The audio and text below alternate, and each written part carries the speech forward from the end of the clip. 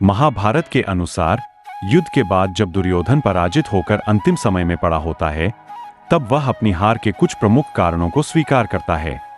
3 मुख्य गलतियां जिन्हें दुर्योधन अपनी हार का कारण मानता है, वे इस प्रकार है। विदुर की अवहेलना। विदुर ज्ञानी, दूरदर्शी और नीतिज्ञ थे। उन्होंने धृतराष्ट्र और दुर्योधन को कई बार उचित सलाह दी, लेकिन दुर्योधन ने विदुर की नसीहतों को नजरअंदाज किया और उनके प्रति द्वेष भाव रखा। का युद्ध टल सकता था। कृष्ण को न अपनाना। जब कृष्ण स्वयं कौरवों के दरबार में शांति प्रस्ताव लेकर आए, तब दुर्योधन ने उनकी बातों को ठुकरा दिया। इसके अलावा जब अर्जुन और दुर्योधन दोनों कृष्ण से सहायता मांगने गए, तो कृष्ण ने अपनी नारायणी सेना और स्वयं निरशस्त्र में से एक विकल्प चुनने का अवसर दिया। अर्जुन ने कृष्ण को चुना और दुर्योधन ने उनकी सेना। यह दुर्योधन की बड़ी भूल थी, क्योंकि कृष्ण के बिना वह युद्ध नीति और नीति में पिछड़ गया। भीष्म, द्रोण और कर्ण की पूर्ण स्वतंत्रता न देना। दुर्योधन ने अपने सेनापतियों और महायोद्धाओं को अपनी इच्छाओं के अनुसार कार्य करने के लिए विवश किया। उसने भीष्म और द्रोणाचार्य पर नियंत्रण रखने की कोशिश की, जिससे वे पूर्ण शक्ति से युद्ध नहीं कर सके। कर्ण को भी तब तक सेनापति नहीं बनाया जब तक भीष्म जीवित थे, जिससे कर्ण की युद्ध शक्ति का पूरा उपयोग नहीं हो पाया। दुर्योधन की हार की मुख्य वजह। दुर्योधन की हार के पीछे सबसे बड़ा कारण उसका अहंकार और अधर्म था। उसने न्याय, नीति और धर्म के विरुद्ध जाकर पांडवों के साथ अन्याय किया। उसके अत्यधिक अहंकार, दुर्व्यवहार, नीति की अनदेखी और अपनी गलतियों को स्वीकार न करने की प्रवृत्ति ने अंततः कौरवों के विनाश को सुनिश्चित कर दिया। दुर्योधन कौरवों की हार के लिए अपनी 3 गलतियों को मुख्य कारण मानता था। पहली गलती। दुर्योधन ने अपनी पहली गलती श्री कृष्ण को युद्ध में शामिल करने को माना था। उसका तर्क था कि यदि श्री कृष्ण उसके साथ होते तो कौरवों की जीत निश्चित होती। दूसरी गलती। दुर्योधन ने यह माना कि युद्ध में अंत में आने से भी उसे नुकसान हुआ। उसने कहा कि अगर वह शुरू में ही युद्ध में आता तो कौरव वंश का नाश होने से बच सकता था। तीसरी गलती। दुर्योधन के अनुसार तीसरी गलती यह थी कि वह युद्ध में अंतिम क्षणों में आया था। दुर्योधन का अहंकार और अधर्मी व्यवहार कौरवों की हार का एक बड़ा कारण था। वह धर्म और सत्य से दूर रहा, जिससे उसका विनाश हुआ। दुर्योधन ने मरते समय भगवान श्री कृष्ण। रामायण से जुड़े कई कथानकों में यह उल्लेख मिलता है कि भगवान राम के पुत्र लव ने यमराज पर ब्रह्मास्त्र चलाया था। यह घटना उत्तर रामायण, रामायण के उत्तरकांड से संबंधित कथाओं या कुछ लोक कथाओं में मिलती है। घटना का विवरण।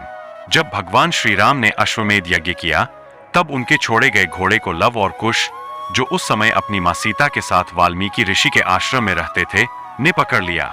वे इस बात से अनजान थे कि श्री राम उनके पिता है। घोड़े को वापस लेने के लिए श्री राम की सेना के कई योद्धा, हनुमान, भरत, शत्रुघ्न आदि आए, लेकिन लवकुश ने वीरता से उन्हें परास्त कर दिया।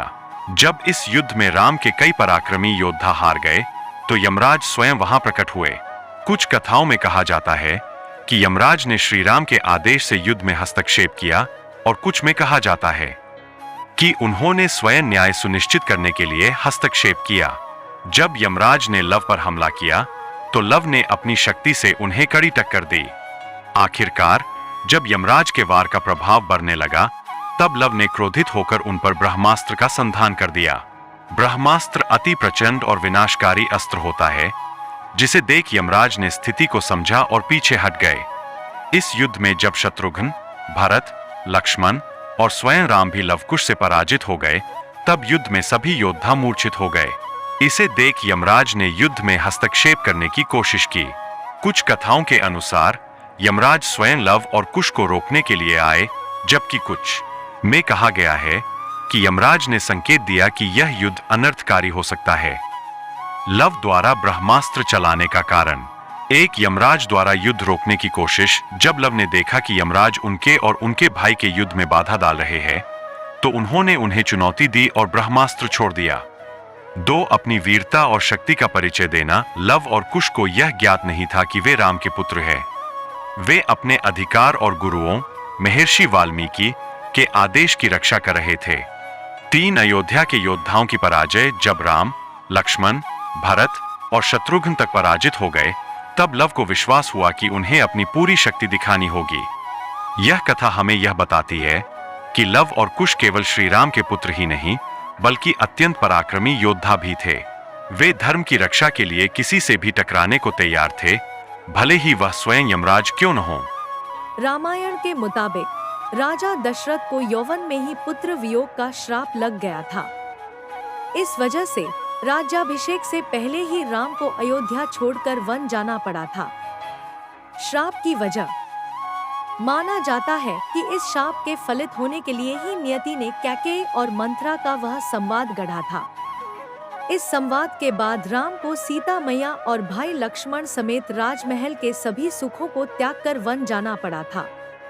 लेकिन यदि आप ये जानना चाहते हैं कि राजा दशरथ के साथ कोई विशेष श्राप या घटना जुड़ी हुई थी, तो एक प्रसिद्ध कथा है जो कि महर्षि दुर्वासा से जुड़ी हुई है। वन में जाने के बाद रावण ने माता सीता का हरण किया था। राजा दशरथ के बारे में कुछ और बातें। राजा दशरथ को दुख था कि उनकी कोई संतान नहीं थी। ये दुख तब दूर हुआ जब राजा दशरथ के 4 पुत्र हुए। कैकेयी राजा दशरथ की कनिष्ठ किंतु अत्यंत प्रिय पत्नी थी। राजा दशरथ के नारी बनने से संबंधित कोई ऐतिहासिक या धार्मिक प्रमाण नहीं है। रामायण और अन्य प्रमुख ग्रंथों में राजा दशरथ का वर्णन एक वीर और आदर्श राजा के रूप में किया गया है, जिन्होंने अपने पुत्र श्री राम के लिए अपनी सारी इच्छाएं और बलिदान किए। रामायण के मुताबिक राजा दशरथ को यौवन में ही पुत्र वियोग का श्राप लग गया था। इस वजह से राज्याभिषेक से पहले ही राम को अयोध्या छोड़कर वन जाना पड़ा था। श्राप की वजह माना जाता है कि इस शाप के फलित होने के लिए ही नियति ने कैकेयी और मंथरा का वह संवाद गढ़ा था। इस संवाद के बाद राम को सीता मैया और भाई लक्ष्मण समेत राजमहल के सभी सुखों को त्याग कर वन जाना पड़ा था। वन में जाने के बाद रावण ने माता सीता का हरण किया था। राजा दशरथ के बारे में कुछ और बातें। राजा दशरथ को दुख था कि उनकी कोई संतान नहीं थी। ये दुख तब दूर हुआ जब राजा दशरथ के 4 पुत्र हुए। कैकेयी राजा दशरथ की कनिष्ठ किंतु अत्यंत प्रिय पत्नी थी। राजा दशरथ के नारी बनने से संबंधित कोई ऐतिहासिक या धार्मिक प्रमाण नहीं है। रामायण और अन्य प्रमुख ग्रंथों में राजा दशरथ का वर्णन एक वीर और आदर्श राजा के रूप में किया गया है, जिन्होंने अपने पुत्र श्री राम के लिए अपनी सारी इच्छाएं और बलिदान किए। लेकिन यदि आप ये जानना चाहते हैं कि राजा दशरथ के साथ कोई विशेष श्राप या घटना जुड़ी हुई थी, तो एक प्रसिद्ध कथा है जो कि महर्षि दुर्वासा से जुड़ी हुई है। महर्षि दुर्वासा ने राजा दशरथ को एक समय ये श्राप दिया था कि वे अपने जीवन के अंत में दुखी होंगे और अपने प्रिय पुत्र को खोने का शोक सहेंगे, जो उनकी असहमति और क्रोध के कारण हुआ था। हालांकि इस श्राप से राजा दशरथ नारी नहीं बने थे। हालांकि कुछ उर्दू कथाओं और लोक काव्य में राजा दशरथ के साथ एक श्राप या किसी प्रकार की घटना जुड़ी हुई हो सकती है, जिसके कारण उन्हें नारी रूप धारण करना पड़ा। ये कथाएं या तो काल्पनिक होती हैं या विभिन्न क्षेत्रीय और लोक परंपराओं का हिस्सा होती हैं। हालांकि कुछ उर्दू कथाओं और लोक काव्य में राजा दशरथ के साथ एक श्राप या किसी प्रकार की घटना जुड़ी हुई हो सकती है, जिसके कारण उन्हें नारी रूप धारण करना पड़ा। ये कथाएं या तो काल्पनिक होती हैं या विभिन्न क्षेत्रीय और लोक परंपराओं का हिस्सा होती हैं।